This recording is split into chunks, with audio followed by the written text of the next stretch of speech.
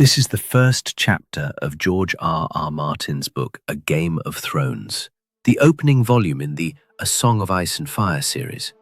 Each chapter in this story is told from the perspective of a different character, and this one is seen through the eyes of young Bran Stark.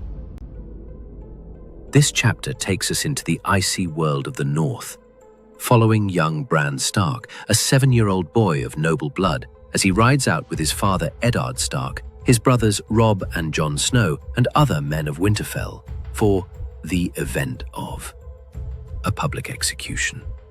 But this is not just about punishing a criminal. It's about teaching Bran the weight of justice and responsibility. This moment, small as it may seem, becomes the first major lesson of Bran's journey into adulthood, and what follows after, the discovery of a mysterious dead wolf and its newborn pups, feels like destiny beginning to stir. Bran rides out with his father for the first time to witness a beheading.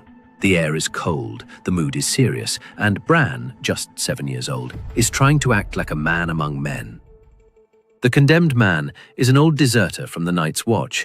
Yes, he is the same Will we saw in the last chapter, and now we know what terrifying things made him run from the wall. He was a sworn brother who fled from the far north. He looked nothing like the wild, cruel men from old Nan's stories, just a broken man, frozen by cold and fear. Still, Eddard Stark, Warden of the North, doesn't flinch. He reminds everyone what it means to rule in the North. The man who passes the sentence should swing the sword. And that's what he does. Lifts the massive Valyrian steel sword Ice, and with one clean stroke ends the deserter's life. Blood sprays onto the snow, and Bran, trembling but brave, doesn't look away. Jon Snow, Bran's older half-brother, quietly praises him. You did well. Robb and Jon argue later on, was the man brave or just scared to death? Bran is too young to answer, but when he asks his father, he hears something he won't forget. That is the only time a man can be brave. Bran wonders why his father has to do the killing himself, when King Robert has paid executioners. Eddard explains it simply, that in the North they follow the old ways. A lord who gives the command must be ready to carry it out himself, because only when you look into a man's eyes can you truly understand the weight of life and death. Suddenly, Jon rides up with a call to follow. Something strange has been found. They rush to the riverbank, where Robb is holding something.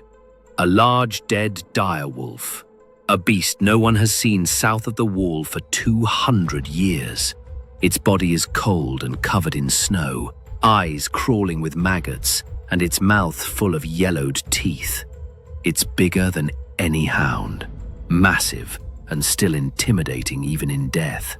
But what stuns everyone even more is what Robb is holding. A direwolf pup, still blind, soft as fur, making tiny whimpering sounds. Robb found not just one, 5 pups. One for each Stark child. The men are unsure. Some see it as a bad omen. A direwolf, the sigil of House Stark, lying dead in the snow, and the pups born next to her, born with the dead, someone says. Theon Greyjoy, ever smug, thinks they should kill the pups now before they die on their own, but Robb refuses. We won't let them die, he says. The boys quickly grow attached. Even Bran, too young to hold a sword, hugs his pup tight and buries his face in its fur. Their father allows it, a rare moment of softness. Keep them then. The pups ride back with them to Winterfell, snuggled under cloaks, warm against their new masters. Just when Bran feels proud and relieved, Jon pulls up his horse midway on the bridge. He hears something the others don't. He turns back and rides to the direwolf's body. Moments later he returns, holding a 6th pup. this one is different.